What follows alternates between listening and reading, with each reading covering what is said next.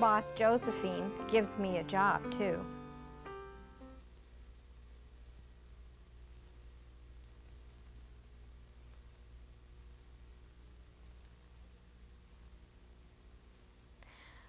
I wash the salt and peppers and fill the ketchup. One time I peeled all the onions for the onion soup.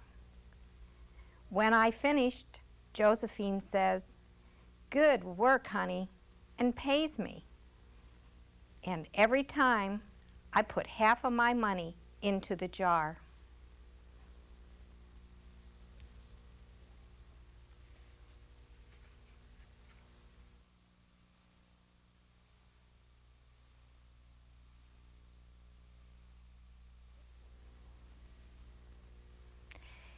It takes a long time to fill a jar this big.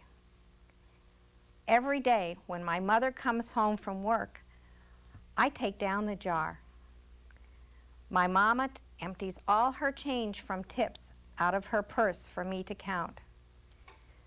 Then we push all of the coins into the jar.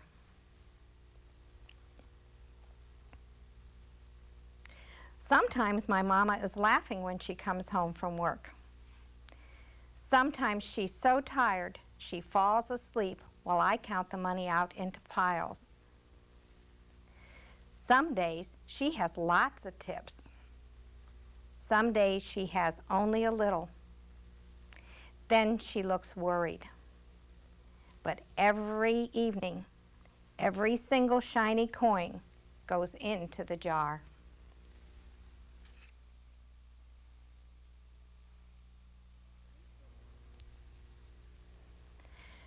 We sit in the kitchen to count the tips.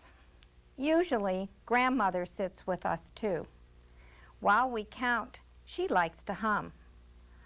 Often she has money in her old leather wallet for us. Whenever she gets a good bargain on tomatoes or bananas or something she buys, she puts by the savings and they go into the jar.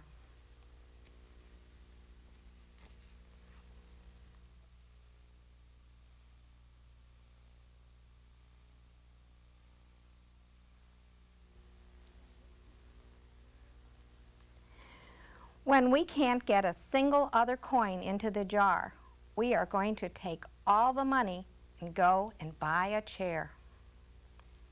Yes, a chair. A wonderful, beautiful, fat, soft armchair. We will get one covered in velvet with roses all over it. We are going to get the best chair in the whole world. This is because our old chairs burned up. There was a big fire in our other house. All our chairs burned. So did our sofa, and so did everything else. That wasn't such a long time ago.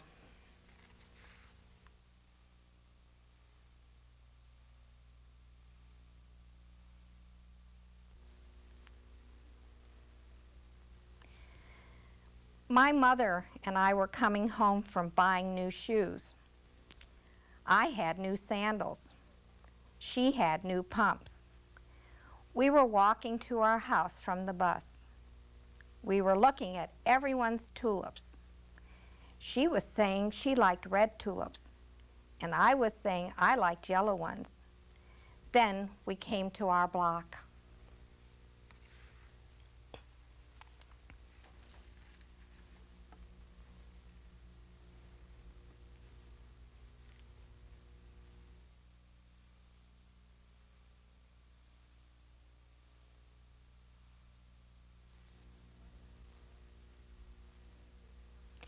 Right outside our house stood two big fire engines. I could see lots of smoke. Tall orange flames came out of the roof. All the neighbors stood in a bunch across the street. Mama grabbed my hand and we ran. My Uncle Sandy saw us and ran to us. Mama yelled, "Where's Mother?" I yelled, "Where's my grandma?" My Aunt Ida waved and shouted, "She's here, she's here, she's okay, don't worry."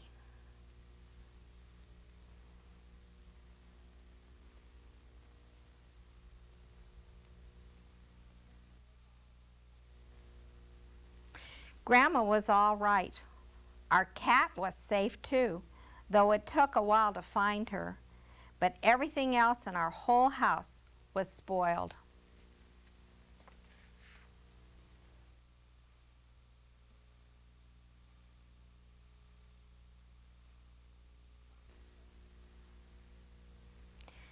What was left of the house was turned to charcoal and ashes.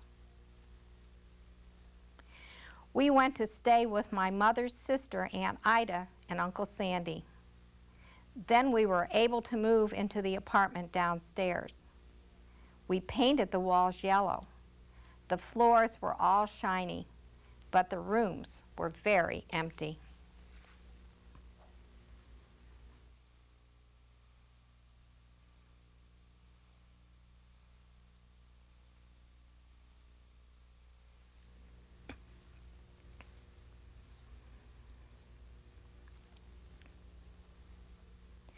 The first day we moved in, the neighbors brought pizza and cake and ice cream, and they brought a lot of other things too.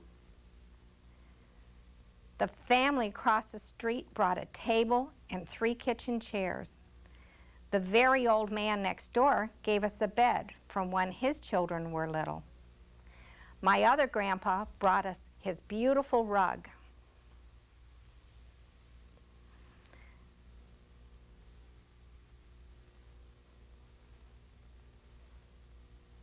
My mother's other sister, Sally, had made us red and white curtains. Mama's boss, Josephine, brought pots, and pans, silverware, and dishes.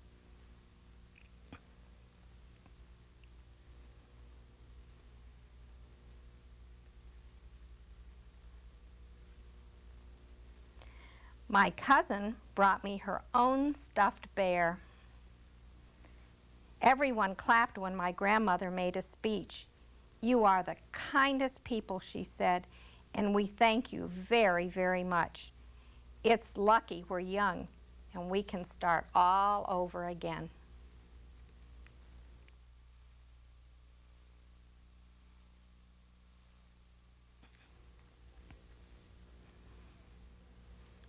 That was last year, but we still have no sofa and no big chairs. When Mama comes home, her feet hurt. "There's no good place for me to take a load off my feet," she says. When Grandma wants to sit back and hum and cut up potatoes, she has to get as comfortable as she can on a hard kitchen chair. So that is how come Mama brought home the biggest jar she could find at the diner, and all the coins started to go into the jar.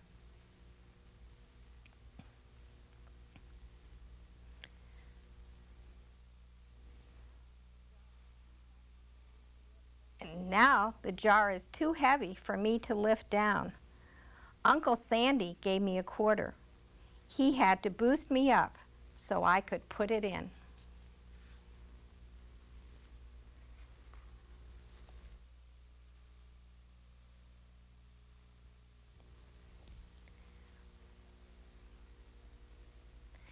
After supper, Mama and Grandma and I stood in front of the jar.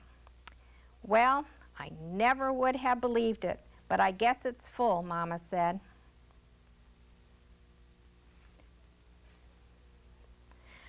My mother brought home little paper wrappers for the nickels and dimes and quarters. I counted them all out and wrapped them all up. On my Mother's Day off, we took all the coins to the bank. The bank exchanged them for $10 bills.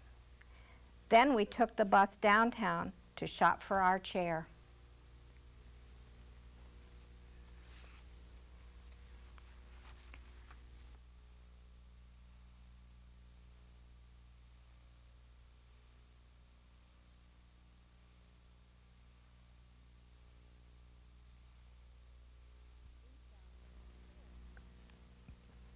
We shopped through 4 furniture stores.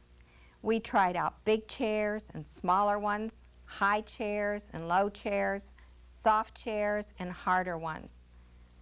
Grandma said she felt like Goldilocks in The Three Bears, trying out all of the chairs.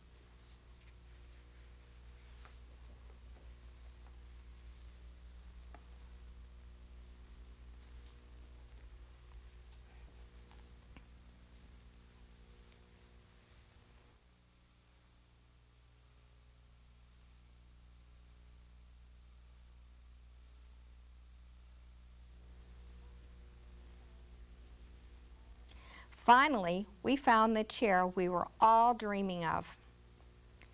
And the money in the jar was enough to pay for it. We called Aunt Ida and Uncle Sandy. They came right down in their pickup truck to drive the chair home for us. They knew we couldn't wait for it to be delivered.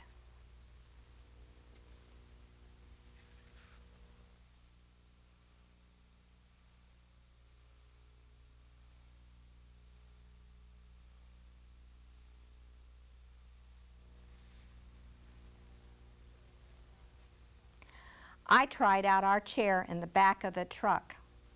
Mama wouldn't let me sit there while we drove, but they let me sit in it while they carried it up to the door.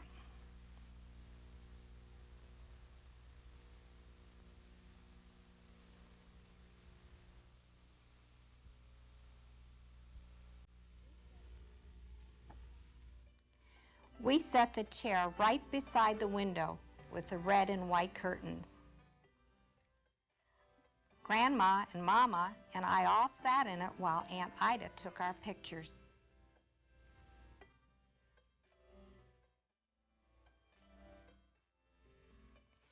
Now Grandma sits in it and talks with people going by in the daytime. Mama sits down and watches the news on TV when she comes home from her job. After supper, I sit with her and she can reach right up and turn out the light if I fall asleep in her lap.